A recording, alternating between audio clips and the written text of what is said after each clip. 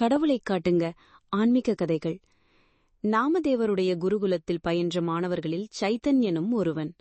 மற்ற மாணவர்களைக் காட்டிலும் மிகவும் புத்திசாலியாக இருந்த சைத்தன்யனை குருவுக்கு மிகவும் பிடித்திருந்தது. ஆகவே தனக்கு தெரிந்த அனைத்தையும் நாமதேவன் சைத்தன்யனுக்கு கற்றுக் கொடுத்தார். குருகுலத்தில் பல ஆண்டுகள் பயின்ற சைத்தன்யனுக்கு வயது 18 ஆயிற்று. ஒரு நாள் நாமதேவர் அவனை அழைத்து, மகனே, நீ கற்றுக்கொள்ள வேண்டிய அனைத்தையும் தெரிந்து கொண்டு விட்டாய். இத்துடன் குருகுலவாசம் உனக்கு போதும். நீ இனி உன் பெற்றோரிடம் சென்று அவர்களுக்கு தொண்டு செய்வாய். கடவுள் எப்போதும் உனக்கு துணையிருப்பார் என்று வாழ்த்தினார். தனது குருவை தரையில் விழுந்து வணங்கிய சைத்தன்யன் அவரிடம் பணிவாக, குருவே, எனக்கு எவ்வளவோ பாடங்கள் கற்றுக் கொடுத்தீர்கள். ஆனால் எந்த கடவுளைப் பற்றி இப்பொழுது குறிப்பிட்டீர்களோ அவரை மட்டும் எனக்கு காட்டவில்லையே.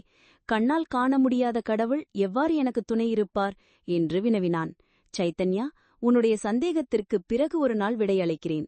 நீ இப்போது வடக்கு திசையில் உள்ள காட்டின் வழியே சுசந்த நகர் எனும் நகரத்தை தாண்டி பவானிபுரத்திற்கு சென்று அங்குள்ள என் சகோதரனை சந்தித்து அவனுடைய சேமலாபங்களை விசாரித்துக் கொண்டு வா என்றார்.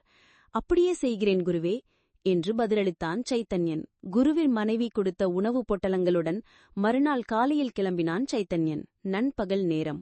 காட்டு வழியில் பாதியை கடந்துவிட்டான். அப்போது அவனுக்கு மிகவும் தாகம் உண்டாயிற்று. இந்த காட்டில் குடிக்க தண்ணீர் எங்கே கிடைக்கும் என்று தேடிய அவன் கண்களில் ஒரு வயதான பார்வையற்ற மனிதன் தென்பட்டான். அவன் செடியிலுள்ள இலைகளை கைகளால் தடவி பார்த்து பின் அதை முகர்ந்து பார்த்து சில இலைகளை மட்டும் பையினுள் போட்டுக்கொண்டான்.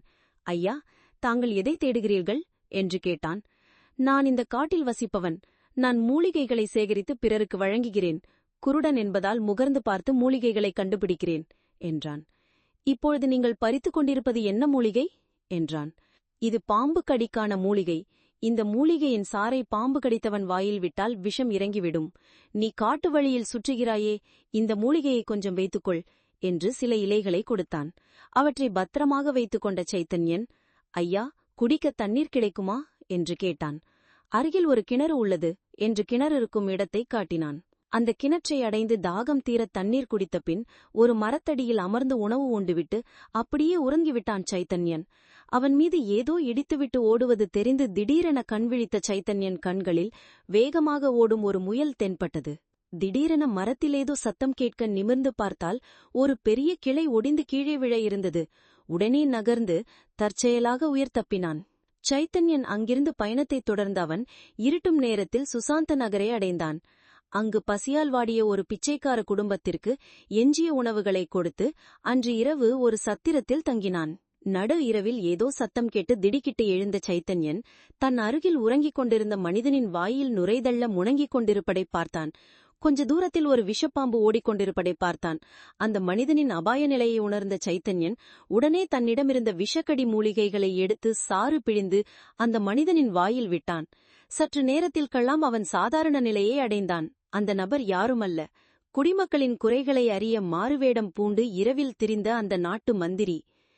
சைத்தன்யனுக்கு தன் மனமார்ந்த நன்றியை தெரிவித்த மந்திரி, நீ என் உயிரை காப்பாற்றினாய், அதற்கு செய் நன்றியாக உனக்கு மன்னரிடம் வேலை வாங்கித் தருகிறேன் என்றார். மிகவும் நன்றி ஐயா, ஆனால் நான் முக்கிய அலுவலகமாக பவானிபுரம் சென்று கொண்டிருக்கிறேன். சில தினங்கள் கழித்து உங்களை சந்திக்கிறேன் என்று கூறி மந்திரியிடமிருந்து விடை பெற்றுக் கொண்டான். மறுநாள் காலையில் பவானிபுரத்தை அடைந்து குருவின் சகோதரரை சந்தித்து சேமலாபங்களை விசாரித்து அறிந்து பிறகு தன் குருவிடம் திரும்பினான். தான் சென்று வந்த விவரங்களையும் அவரது சகோதரனை பற்றியும் விளக்கி கூறினான். மகனே, நினைவிருக்கிறதா, கண்ணால் காண முடியாத கடவுள் எங்கே என்று வினவினாய் அல்லவா? அந்த சந்தேகத்திற்கு நான் ஏதும் விளக்கம் கூறாமல் உனக்கு விடை கிடைத்துவிட்டது. கடவுளை பார்த்துவிட்டாயல்லவா என்றார். நானா? நான் எங்கே கடவுளை பார்த்தேன்? பார்க்கவில்லையே என்றான் ஆச்சரியத்துடன். மகனே, கடவுள் எப்போதும் எல்லா இடங்களிலும் காணப்படுகிறார். ஆனால் ஒரே உருவத்தில் அவர் உனக்கு தோன்றவில்லை. எந்த குருட்டு முதியவர் உனக்கு பாம்பின் விஷக்கடிக்கான மூலிகை தந்தாரோ அவர் கடவுள். காட்டிலும் கூட கிணற்றின் தேவை ஏற்படும் என்று எண்ணி யாரோ ஒருவன் கிணறு தோண்டியிருந்தானே, அவனும் கடவுள்தான். உன்னுடைய உயிரை காப்பாற்றிய முயலும் கடவுள்தான். எந்த மந்திரியை பாம்பு கடியிலிருந்து நீ பிழைக்க வைத்தாயோ அவருக்கு நீ கடவுள். இவ்வளவு உருவங்களில் கடவுளைக் கண்ட பிறகுமா கடவுளை நான் காணவில்லை என்று நீ கூறுகிறாய் என்றார். குருவின் வார்த்தைகளில் இருந்த உண்மையை அறிந்து உணர்ந்தபோது சைத்தன்யனுக்கு ஞானோதயம் உண்டாயிற்று. தனக்கு ஞானோதயம் உண்டு பண்ணிய குருவை விழுந்து வணங்கிவிட்டு அவரிடமிருந்து விடை பெற்றுக் கொண்டான்.